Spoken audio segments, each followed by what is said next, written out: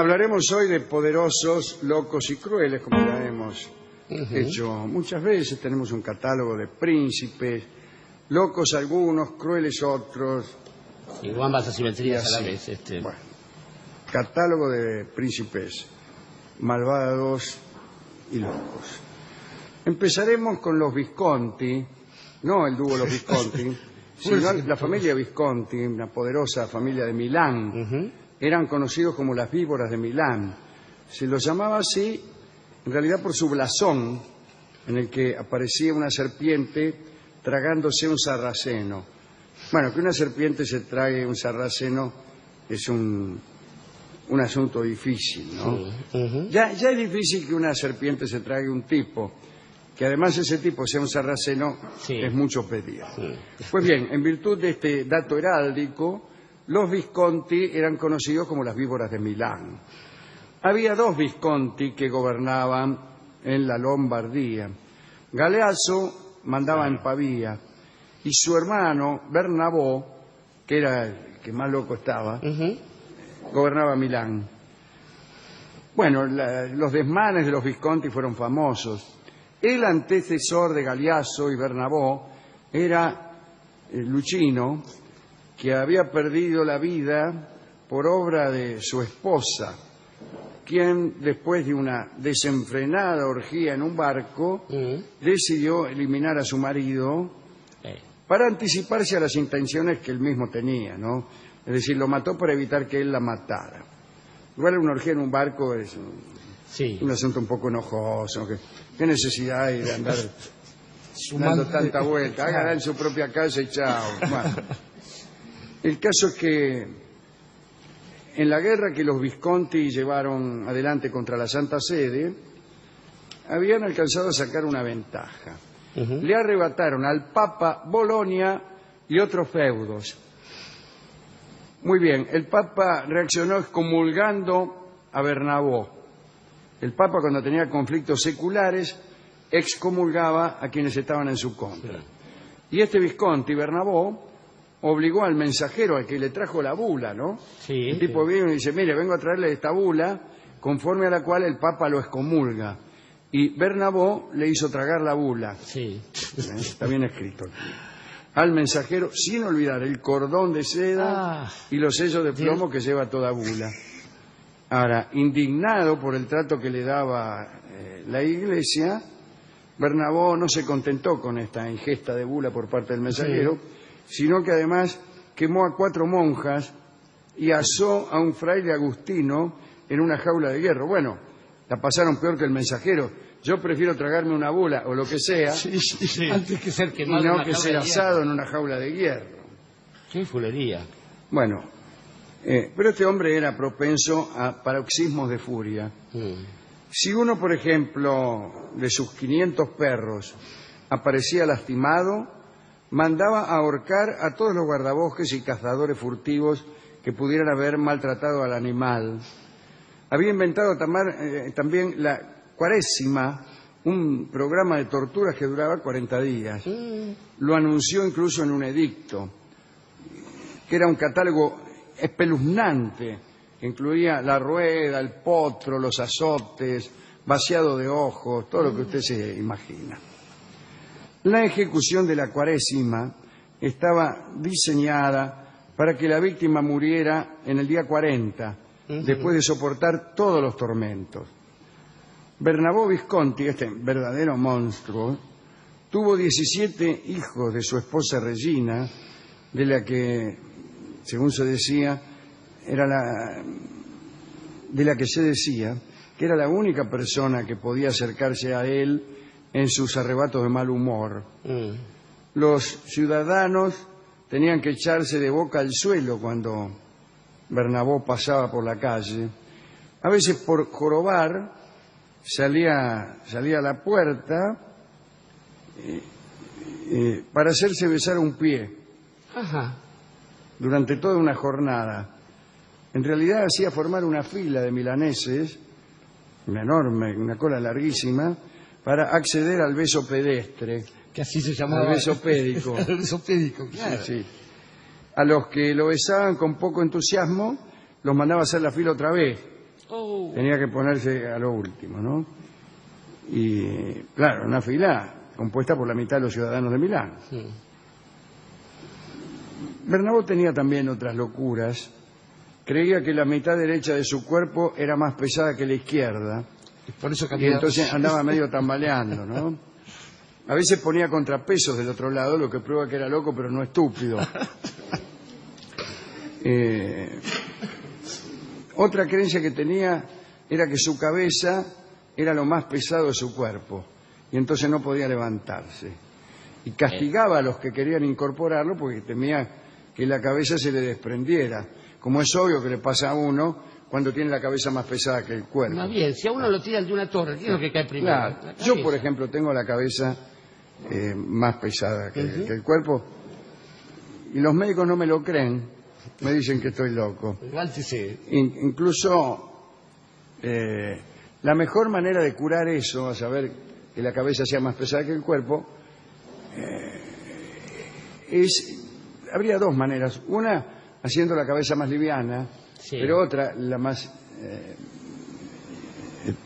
apta, la más Eficaz. común, más eficaz, pero también más cómoda, es hacer que el cuerpo pese más.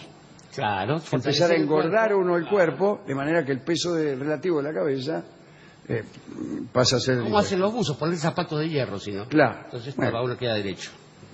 Otro loco, A ver. muy poderoso también, Wenceslao de Bohemia. Wenceslao de Bohemia. Gobernó allí mismo, en Bohemia, a fines del siglo XIV. Tenía 18 años cuando ocupó el trono en 1378. Su conducta era bastante extravagante. Parece que salía de noche y se metía en las casas de la gente y atropellaba a las mujeres. Eso El es el reinaldo. príncipe, claro. Y otra cosa, hizo que su esposa se hiciera miembro de un prostíbulo barato. El detalle de barato es especialmente insidioso, ¿no? Totalmente. Claro. En una oportunidad mandó a hornear a un cocinero que le había servido carne quemada. En las cacerías se sentía feliz. Pasaba todo el tiempo de caza, olvidándose desde luego del reinado, de sus súbditos, etcétera. Ennobleció entonces a toda la gente que lo ayudaba en la caza. Está bien. Hablo de los caballerizos, monteros, etcétera. En su reinado sucedió el espantoso pogrom de 1389 en Praga, y parece que un cura que guiaba una procesión por un barrio judío recibió un piedrazo que le tiró un chico, lo que hizo que los habitantes de Praga asesinaran a 3.000 miembros de la comunidad. Cuando los sobrevivientes pidieron justicia, Wenceslao declaró que tenían merecido el castigo, multó a las víctimas y mandó colgar a los muertos. Bueno, este monstruo parece que se perdía en cualquier sitio y se ponía a llorar. Bueno, a mí también me pasa eso. Ajá. Pero este hombre daba paseo fuera de palacio y cuando no conocía el entorno, cosa que le ocurría cada 2 cuadras, lloraba y pedía a gritos que lo llevaran a un lugar conocido. A veces tenía ataques de silencio que duraban 3 o 4 días y otras, en cambio, eran arrebatos de oración. No paraba de hablar, eran rezos interminables que ni siquiera interrumpía durante las comidas, de modo que se atragantaba y escupía migajas. Quiero decir, hablaba y comía al mismo tiempo. También tenía momentos de pasión que le duraban 6 o 7 días. Y esta pasión era tan desenfrenada que las mujeres del palacio y aledaños se ocultaban. Pero también los ujieres y los pajes, ya que No le hacías esta cosa pasión nada. real era una manifestación libidinosa que parecía no tener un objeto claro. Ajá. Y entonces la llevaba a cabo con el primero que pasara. Wenceslao de Bohemia murió en 1419, menos mal, ¿no? Sí. También murió loco Gustavo IV de Suecia, que era el padre de Federico el Grande. Maximiliano de Austria, el suegro de Juana la Loca, ¿no? Suegro de Juana la Loca porque era el papá de Felipe el Hermoso. Felipe el Hermoso, claro. Estaba loco, estaba muy loco este hombre. Parece que se murió con un atracón de melones. Bueno, no es una mala forma de morir, después de todo. No es necesario estar loco para darse un atracón de melones, como sabe cualquiera. Bueno, Maximiliano era loco y llevaba su propio ataúd a todas partes. El aficionado a la historia habrá de notar que la mujer de su hijo, Juana la Loca, llevó el ataúd de Felipe el Hermoso, el hijo de Maximiliano, por toda España en una procesión, una peregrinación espantosa. ¿No? Y acá hay un episodio parecido con el general Lavalle. Claro, bueno. ¿No? Muy curioso todo, pero bueno. Federico I también era un poco alucinado. Parece que murió de miedo por haber visto un fantasma. Bueno, es lógico. También yo, si viera un fantasma, me moriría de miedo. Me parece que acá todo el mundo cree que estoy loco. Bueno, y este es el informe que teníamos sobre príncipes y locos. Muchas veces hemos dicho que bueno, el hombre más malo del mundo debe ser poderoso, porque un malo que no tiene poder es malito, nada más. Claro, totalmente. De hecho, el que conocido como el hombre más malo del mundo en su momento, Aleister Crowley. Aleister Crowley, el mago. Hizo bien poco al lado de los gobernantes europeos. Al lado de muchas personas que son saludadas con mucho respeto. Exactamente. Estaba pensando, Alejandro, que hay una práctica curiosa, que es que cosas que siendo lugares se vuelven prácticas, ¿no? O sentimientos. Yo estoy pensando el verbo mexicanear, o vale un Perú o un Potosí. Con las monedas pasa en general con Guatemala. Con Bohemia ha pasado también eso, ¿no? Que siendo un lugar se ha convertido en una forma de vida. El gentilicio indica una forma de vida. Soy muy bohemio. Claro, que no consiste como en ser bohemia hincha de no existe como entidad, como Estado. Claro. Probablemente sea para que un lugar se vuelva práctica, haga falta que el lugar desaparezca como tal por ahí. Sí, puede ser. Pero estaba pensando también en este asunto de